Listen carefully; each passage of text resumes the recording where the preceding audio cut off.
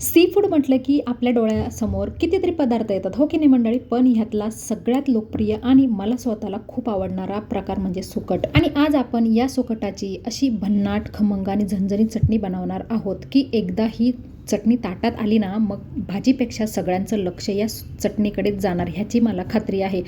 पण ही चटणी परफेक्ट चविष्ट होण्यासाठी एक छोटासा ट्रिक आहे, तो जाणून घेण्यासाठी व्हिडिओ शेवटपर्यंत नक्की बघा. कारण ती स्टेप जर तुम्ही चुकलात तर सुकटाची चटणी मध्ये खरंच तुम्हाला मजा येणार नाही. आणि सर्वात मेन म्हणजे ह्या सुकटाच्या चटणीसाठी जे जे साहित्य हवं असतं ते सर्व आपल्या स्वयंपाकघरात इझिली अवेलेबल असतं. त्यामुळे आपण कमी खर्चात वेळेत झटपट तयार होणारी सुकट चटणी इथे आपण बघणार आहोत आज. मंडळी, सीमाज ब्लॉग्स अँड किचनमध्ये मी सीमा तुमचं सर्वांचं पुन्हा एकदा स्वागत करते. चला तर मग आता व्हिडिओला सुरुवात करूया, कोणताही वेळ वाया न घालवता.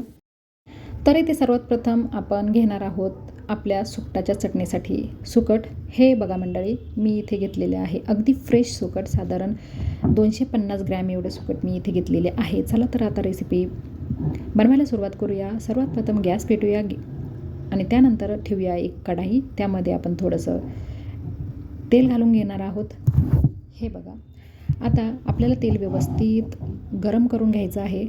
गरम झाल्याशिवाय आपल्याला पुढची कृती करायची नाही. तेल गरम होईपर्यंत आपण एक 2 मोठ्या आकाराचे कांदे कट करून घेऊया. मी इथे घेतलेले आहे 2 कांदे. तुम्ही जे आणखीसुद्धा घेऊ शकता, जास्तसुद्धा घेऊ शकता. आणि ते आपल्याला बारीक कट करून घ्यायचे आहे, तुम्ही बघू शकता. आणि मंडळी, सुकटाच्या चटणीमध्ये कांदा जितका जास्त ना, तितकी सुकटाची चटणी आपली अप्रतिम होते. त्यामुळे कांदा वापरताना अजिबात कंजूसपणा करू नका. तुम्हाला चटणीमध्ये कांदा जास्त आवडत असेल तर तुम्ही ह्यापेक्षा थोडा जास्तसुद्धा वापरू शकता. हे बघा, आता आपलं तेल व्यवस्थित गरम झालेलं आहे. तर आता ह्यामध्ये आपण आपला बारीक कापलेला कांदा घालून घेणार आहोत. आता हा कांदा आपल्या तेलामध्ये व्यवस्थित परतून घ्यायचा आहे. कांदा परतताना मी ह्यामध्ये थोडंसं मीठ घालून घेणार आहे, यामुळे कांदा लवकर परतायला मदत होते. हे बघा, आता कांदा व्यवस्थित हलवत परतून घेऊया. हे बघा मंडळी,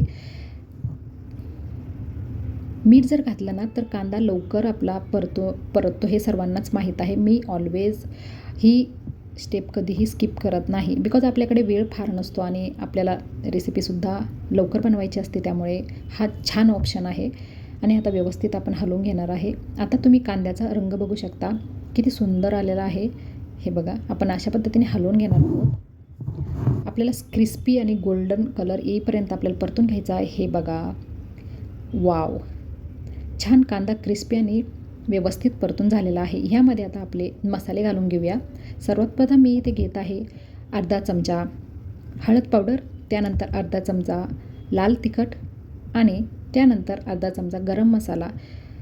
आता तुम्हाला जर गरम मसाला आवडत नसेल ना मंडळी, तर तुम्ही स्किपसुद्धा करू शकता. बट ह्यामुळे अगदी अप्रतिम टेस्ट येणार आहे आपल्या सुकटाच्या चटणीला.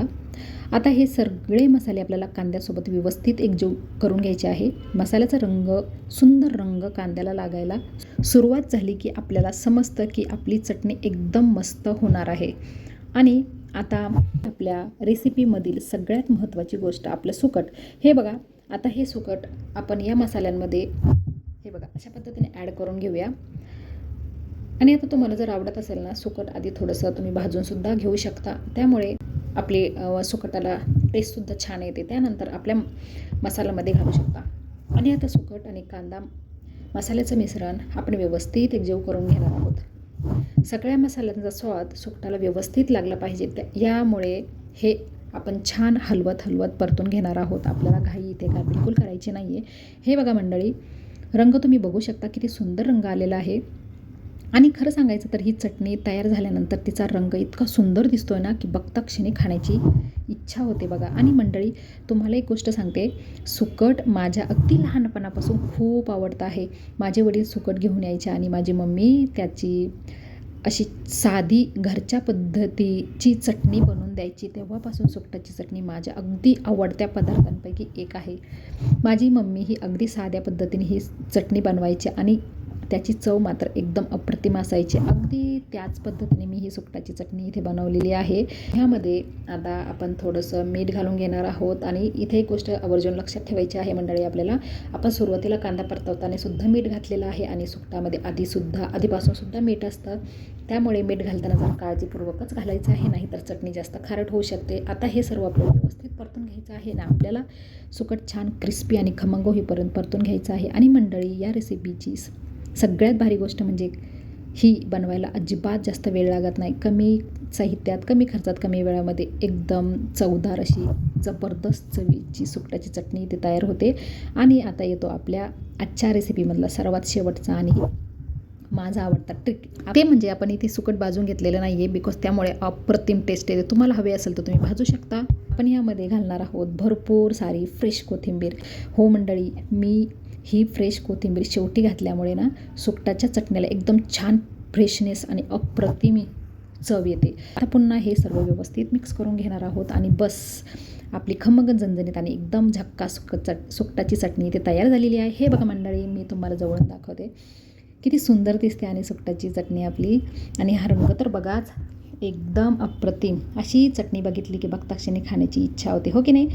आता ही चटणी तयार झालेली आहे. आपण एक सर्व करून पण घेतलेली आहे. तुम्ही तांदळाची भाकरी किंवा चपातीसोबत एन्जॉय करू शकता. जर तुम्हाला आजची रेसिपी आवडली असेल तर प्लीज नक्की लाईक करा, चॅनलला सबस्क्राईब करा, फ्रेंड्स फॅमिलीला शेअर करायला विसरू नका, बेल आयकॉनला हिट करा आणि अशा पद्धतीची सुकटाची चटणी तयार करून एन्जॉय नक्की करा. अशाच पद्धतीने कमी वेळात, कमी खर्चात झटपट होणाऱ्या रेसिपीमध्ये पुन्हा भेटूया पुढच्या व्हिडिओमध्ये. तोपर्यंत काळजी घ्या, छान राहा, आनंदाने स्वयंपाक करा.